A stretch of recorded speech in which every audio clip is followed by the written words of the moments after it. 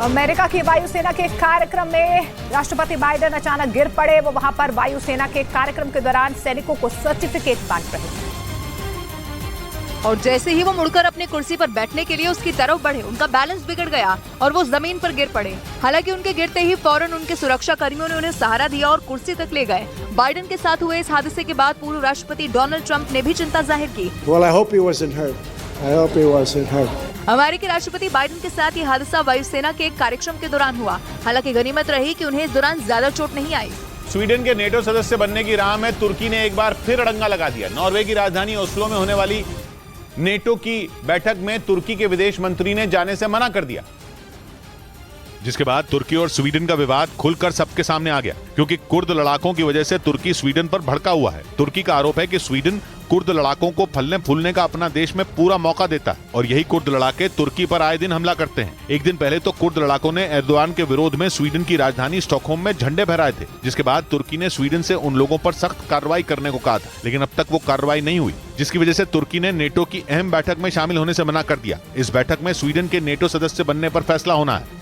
बीच Canada सरकार ने फैसला किया कि सिगरेट के पैकेट की बजाय अब हर सिगरेट पर सेहत से जुड़ी चेतावनी छापी जाएगी। वहां की सरकार यह फैसला 1 अगस्त से लागू कर देगी और ऐसा करके कनाडा दुनिया का पहला देश बन जाएगा जो हर सिगरेट पर सेहत से जुड़ी चेतावनी छापेगा।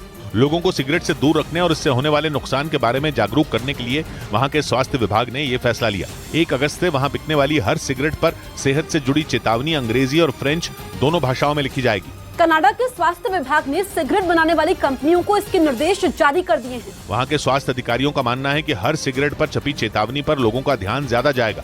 नए नियम के जरिए 2035 तक कनाडा में तंबाकू की खपत को 5% तक कम करने का लक्ष्य है। उत्तराखंड के पिथौरागढ़ जिले में पहाड़ी का एक हिस्सा खिसक गया। मिट्टी और पत्थर के बड़े बड़े टुकड़े सड़क पर आ गए, जिसकी वजह से आवाजाही ठप हो गई। पहाड़ खिसकने की घटना को वहां मौजूद कुछ लोगों ने अपने मोबाइल कैमरे में रिकॉर्ड कर लिया, जिसमें पहाड़ी का एक बड़ा हिस्सा भरभरा कर नीचे गिरता दिखा। पहाड़ से मिट्टी और पत्थर गिरने की वजह से वहां एक बड़े इलाके में धूल का गुबार छा गया। ऐसा लगा मानो धूल का बवंडर आ गया हो। पहाड़ी का हिस्सा गिरने से लिपुलेख तवाघाट सड़क पर करीब 100 मीटर का हिस्सा बंद हो गया। पहाड़ी का हिस्सा जहां गिरा वो धारचूला से लगभग 45 किलोमीटर ऊपर गुंजी की तरफ है। सड़क पर मलबा आने की वजह से धारचूला और गुंजी में लगभग 300 लोग फंस गए। हालांकि थोड़ी देर बाद ही प्रशासन की टीम ने मिट्टी हटाने वाली मशीन से मलबा हटाने का काम शुरू कर दिया। बताया गया कि सड़क खुलने में कम से कम 2 दिन का समय लग सकता है। और चीन में बवंडर का कहर देखने को मिला है। बवंडर ने चीन के लियोनिंग प्रांत के ग्रामीण इलाकों में तबाही मचा दी है। बवंडर की वजह से कई लोगों को परेशानी हुई है। 200 लोगों पर इस बवंडर का असर देखने को मिला है। इमारतों को भी इस बवंडर ने नुकसान पहुंचाया है। कुदरत के कहर की चपेट में आने से 13 लोग जख्मी बताए जा रहे हैं, जबकि 60 से ज्यादा घरों को नुकसान पहुंचा है। एक्सक्लूसिव तस्वीरें आप देख पा रहे हैं कि किस तरीके से बवंडर ने यहाँ पर तबाही मचाई है। लोगों को खासी परेशानी यहाँ पर झेलनी पड़ रही है। जानकारी मिल पा रही है कि 60 से ज्यादा घरों को नुकसान पहुंचा है।